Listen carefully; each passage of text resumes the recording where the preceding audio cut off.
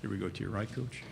Hey, Matt, does it kind of feel like year one for you all over again, given now that you have two coordinators that you're going through the hiring process and made that decision yourself, plus knowing your season doesn't have to end on Thanksgiving night this year? So does it kind of feel like you're starting year one, even though it's technically your third year in the position? I think there's a lot of energy and confidence in our building for a lot of different reasons. The biggest thing is we're able to sign 31 players and get back to that 85 number for the first time since 2014. Obviously, the coordinators, I like what we've done with our staff. I think whenever you hire two national coaches of the year as your coordinators, I think it makes a statement. And then, and then the ability to go back to a bowl game. I think, the players, the fans, the energy, it's all there. Just all that excitement building and the feeling of normalcy. You come in here and talk about football and not talk about sanctions or bowl games. I think it's going to be a good year. Coach, to your left here on the front row. Clint Schweitzer, Great American Sports Network in Kansas City. Coach, you became the interim head coach at Ole Miss in 2017. Just kind of talk about what this journey's been like for you the last few years, coming in here now as your second SEC Media Days as kind of the guy, and what the pageantry and what it's like being, embraced by a place like Ole Miss, a very special place in Oxford. No, it is. Ole Miss is so special. It's a unique town. It's a family atmosphere, and so the part about being at Ole Miss, your alma mater, it definitely is very special. We came in last night because of the rain, and you drive up to the hotel and you see the big SEC sign and you see all the banners of all the different schools. Yeah, it was a special moment, and being a coach and a player in this league for now 19 seasons, I think you have a healthy respect, and you just feel really blessed to be a part of such a great conference and all the pageantry that is the SEC. Coach, to your right against the wall. Hey, Coach. Hey. Michael Brett, Saturday Down South. Matt Corral, I believe he's the only freshman here. Aside from his play on the field, what gave you the confidence to bring him to SEC Media Days to represent your program? You know what? I think Matt has that competitive fire and that competitive nature. He was thrust into a leadership role, and the kids rallied around him.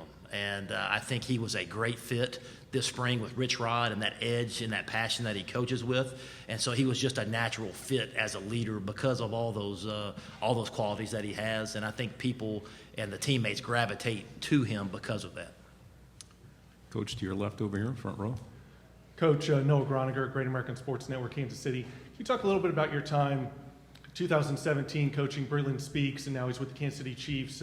Started off in a 3-4 outside linebacker. Now he's moving back inside. Mm-hmm. Can you talk about that transition for him, moving back inside, kind of where he's more comfortable? Yeah, you know what? I think one of the things, Breland was a linebacker in high school, and but the thing that made him unique was his versatility. We played him in a lot of different positions, 3 technique, defensive end, but I do think he'll be more comfortable there.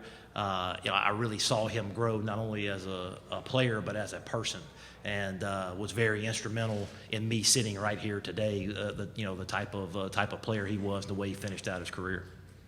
Coach, to your right against the wall. Coach, obviously Memphis is the first game on your schedule, but the first SEC game is against Arkansas. What do you see in that program and the direction it's going, and what Chad Morris has coming into his second year there? Yeah, you know what? I got a lot of respect for Chad. Obviously, I think he's doing a great job. And as far as our focus, all of our focus has to go on Memphis because it's our first game. I think that will be a huge game for us, a huge test for us. Because I think that will be a springboard if we can find a way to get that one done, to have a packed stadium in Vaught-Hemingway in a night game in the first SEC game. Coach, to your left, third row. AJ Spur, 90.7 WVUA-FM Tuscaloosa. Coach Corral talked about how being ruled out as a young team or an inexperienced team is a motivator for this 2019 Rebels team. How big of a factor is that, and a driving force is that to this 2019 Ole Miss team? Well, I think it's big. I think playing with an edge and playing with that emotion and that chip on your shoulder will be very important for a young football team. And I'm excited about the opportunity. There's going to be a lot of new faces, but a lot of talented new faces. I think we recruited well, and I'm excited to see that depth really show up. Being back at 85 scholarships, although they're going to be young, I think it'll be fun to watch that competition and those young guys competing. And just really excited about that and the attitude of the football team. Coach on the camera rank. Rashad Snell, Alabama News Network in Montgomery. Right here, Coach. Gotcha. Right here, Coach. Gotcha. Yep. All right. Just talk about the transfer of Cavante Ruggs and how him transfer is going to be a loss to that defense. Yeah, you know what? I thought, Cavante, we obviously wish him the best of luck moving forward. It was just a situation where, he felt like it was best for him to move on, and we wish him nothing but the best. But he's a tremendous young man and he's got a bright future. Coach to your left, third row. Hey, Coach, Jacques Doucet, WAFB-TV. When Ed Ogeron was hired at LSU, there were a lot of people that were kind of doubtful because of his stint at Ole Miss didn't go all that well. I just wanted your thoughts of observing him over the years as a coach, how he's matured, how he's come along now and kind of stabilized his position at LSU. Yeah, I was fortunate enough to work on his staff for 1 year there at Ole Miss, and just was very, very impressed with his work ethic and the way that he went about his business and recruiting. But I think as a head coach you grow. I mean, no different than me. I think experience is the best teacher, and seems like he's started to be himself and not trying to be somebody else, but to really be himself. And I've been very impressed with that. Coach to your right. Hey, Coach. Hey. Mackenzie Simon from the Clarion Ledger. Going back to you having such a young team and a bunch of new faces, what's your philosophy coming into this season, or a motto you have the guys talking about? You know what? I just think I'm excited about the energy and the chip that they're going to play with. I thought on both sides of the ball, on defense, we're installing a 3-4 defense with Coach McIntyre, but to see them buy in, to see them playing with a chip on their shoulder, a bunch of guys that have played a bunch of football and they're tired of hearing about how bad they are, and to see them grow and their confidence grow is really special. In offense, you got a bunch of young, talented guys, and we will be young, but I think this offense is going to be fun to watch. I really like the direction that Rich Rod is taking it with the attitude and the toughness and the edge. So I think, although we'll be young, I do think we got some very, very talented players that'll be fun to watch. Coach to your left, second row. Jordan Campbell, Fox Sports Shows. Obviously, your offense was very explosive. Your defense struggled at times. I know it's a big hire for Mike McIntyre to come in. Was there any hesitation on your part switching to the 3-4? And what's going to be different about that unit that you feel is going to make an impact this season? Well, again, I'd worked with Coach McIntyre several years, so I knew about him as a person and knew the type of teacher that he was. And I really, with all that experience coming back, it made it a seamless transition in the spring. In a lot of ways, guys like Kadir Shepard and Chuck Wiley were able to play out that outside linebacker, and it just seemed like a natural fit. So I was really excited to see them kind of take Coach McIntyre's personality and to see those guys be in the right position and their eyes in the right place. And I think you saw, if you watched the spring game, you saw and I think you'll see it when we take the field against Memphis. I think you're going to see a much improved defense. Coach to your left. Coach, this season you'll be going on the road to take on both the Alabama schools, both Alabama and Auburn. What do you have to say about how difficult that atmosphere will be for your team to play into? And also, what do you have to say about the test that both of those teams will be giving your team? Yeah, absolutely. Anytime you go on the road in the Southeastern Conference, it's obviously a tough challenge. You have to deal with the crowd noise as well as you're playing against a very, very good opponent. But it's why you sign up in this league. It's what makes this league so different and special is the opportunities to walk into those stadiums. And I think that's why you see the SEC to continue to recruit well, is playing in those atmospheres and those environments. That's why you coach and that's why you play. Coach, right here to your. It wasn't that long ago. I'm Brandon Adams from DogNation.com. It wasn't that long ago the SEC West was sort of seen as way more dominant than the SEC East. It seems like the last couple of years there's been a little bit more parity in the league. Is that kind of your perception that the balance has kind of been restored in the league a little bit? Again, and not to toot the SEC's horn again, but I think that's what separates us is top to bottom. Week in, week out, no matter who you play, I think there's great teams with great depth, and you have to play your best game to win. And regardless of SEC East or SEC West, I think top to bottom, I think the conference is really strong. Coach, over here to your left, please. AJ Spur, 90.7 WVUA-FM Tuscaloosa.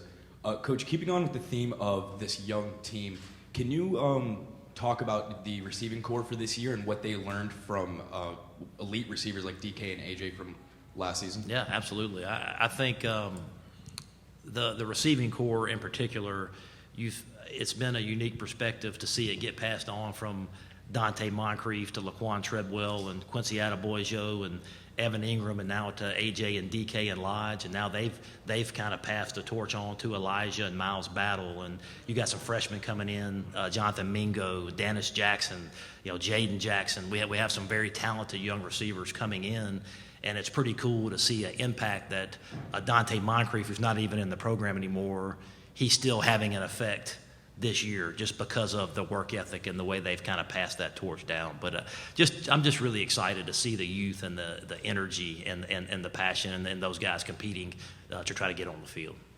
To your right against the wall. Coach, so this is the first season in a few that Ole Miss can actually go to the postseason. And I know you guys said the right things in the past, but can you sense that your players realize that everything's in front of them for the first time for a couple seasons? Yeah, absolutely. I mean, there's a different energy in the building. I think it's very refreshing to come in here and to talk about being able to try to go back to the postseason. I think that's a huge deal. I think our players are excited. I think our fans are excited, and just really looking forward to that opportunity. I was fortunate enough to be on a team as a player in 1997 to come off probation and send that senior class to a bowl game. I think just seeing the looks on their faces, and I'm just excited about that challenge and looking forward to it. Rover to your left.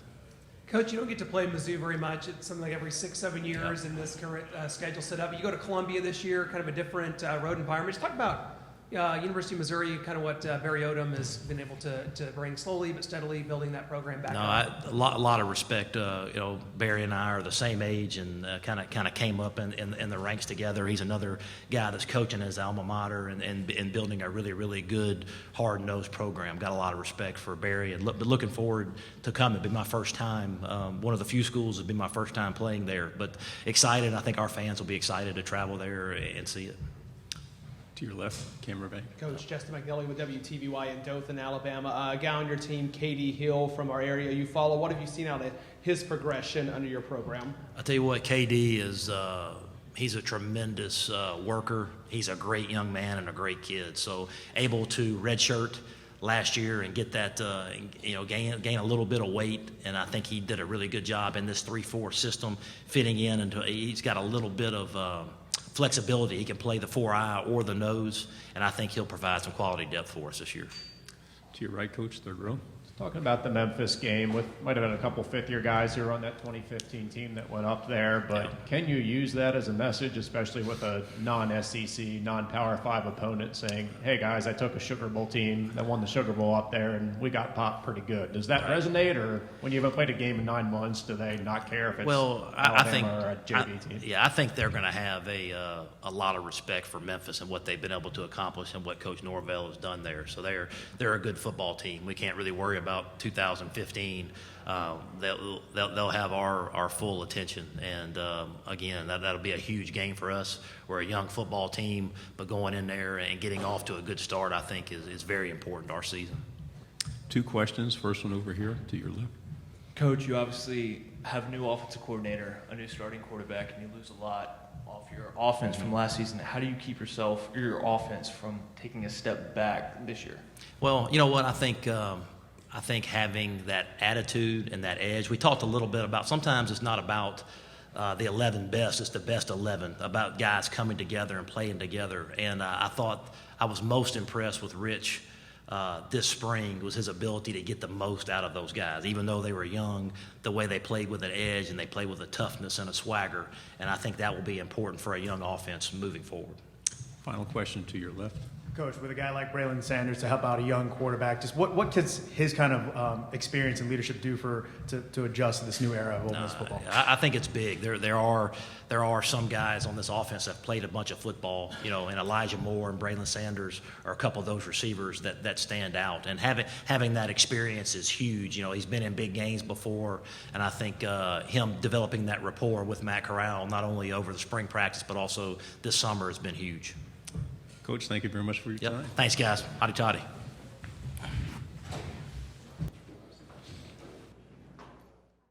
This video was brought to you by the Alabama Department of Labor. Visit your local career center today to learn about our on-the-job training program for employees and employers.